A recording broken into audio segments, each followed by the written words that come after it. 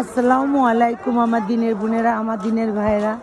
এখানে বড় একটা ওয়াজ মাহফিলে আছে। ওয়াজ মাহফিলে দেখেন কত মানুষ, কত জিনিসপত্র নিয়ে এসেছে, পুরো রাস্তা ভরা।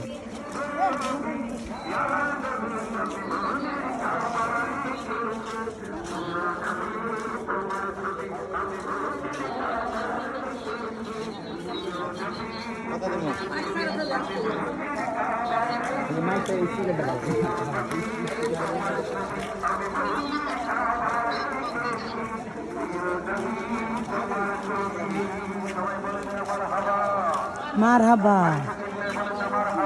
মারহাবা।